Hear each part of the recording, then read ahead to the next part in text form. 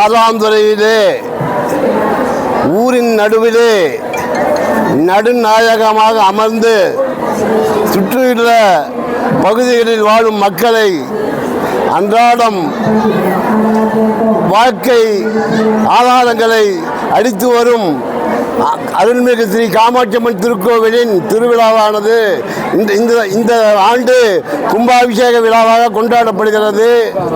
கடந்த 98 ஆண்டுகளாக தொடர்ந்து எந்த ஒரு வருடமும் இடைவெளி இல்லாமல் தொடர்ந்து திருவிழா நடத்துவதற்கு அம்மன் அருள் புரிந்து கொண்டிருக்கிறார்கள். மேலும் 24 மணி தெலுங்கு செட்டியார் சமூகம் மட்டுமல்ல, இந்த பகுதியிலே வாழும் அனைத்து சமூகத்தினராலும் அருள்மிகு காமாட்சியம்மன் அருள் வேண்டி வந்து கொண்டிருக்கிறார்கள்.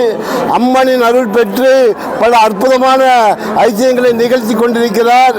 பல வரங்களை வேண்டிய வரங்களை வேண்டியவாறு கேட்டு அம்மனை உளமாறு நினைத்து வழிபட்டால் அத்தனை வரங்களும் நிறைவேற்றப்படுகிறது.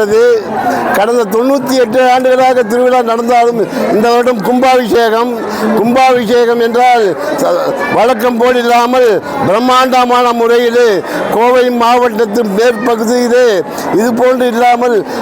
இதுபோல ஒரு கும்பாபிஷேகம் நடந்தது என்று அனைவரும் பாராட்டும் விதமாக கும்பாபிஷேக விழா நடந்து கொண்டிருக்கிறது.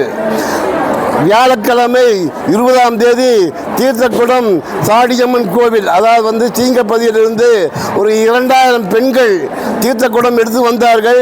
வெறும் தீர்த்தக்குடம் மட்டும் எடுத்து வரவில்லை, அதை முளைப்பாரிகள் மற்றும் கலை நிகழ்ச்சிகள், ஆட்டங்கள், ஜண்டாமேளம், தப்பாட்டம், ஒயிலாட்டம், வானவேடிக்கை போன்ற நிகழ்ச்சிகள் எல்லாம் பிரம்மாண்டமான முறையில் யாரும் எதிர்பார்க்காத முறையில் மிகவும் எழுச்சியாக நடைபெற்றது.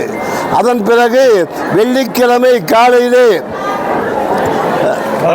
வரலட்சுமி நோன்பு சரியான நேரத்தில் அமைந்ததால் ஊர் பெண்கள் அனைவரும் கோவில் வளாகத்திலேயே வரலட்சுமி நோன்பு கொண்டாடினார்கள்.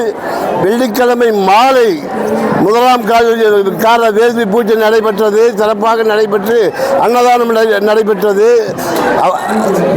சனிக்கிழமை காலை 2ஆம் கால வேள்வி பூஜை நடைபெற்றது. மாலை 3ஆம் கால வேள்வி பூஜை நடைபெற்றது. அதுபோக வெள்ளிக்கிழமை இரவு வள்ளி கும்மி ஆட்டம் நல்ல முறையில் நடைபெற்றது.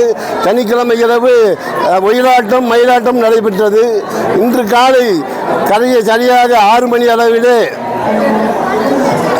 4ஆம் கால வேள்வி பூஜை நடைபெற்றது. அந்த சனிக்கிழமை என்று கௌமார மலையாளத்தை சேர்ந்த திரு குமரகுரு சுவாமி அவர்கள் வருகை தந்து சிறப்பித்தார்கள். மேலும் செஞ்சேரிமலை சாமிகளும் நேற்றைய தினம் வருகை தந்து சிறப்பித்தார்கள்.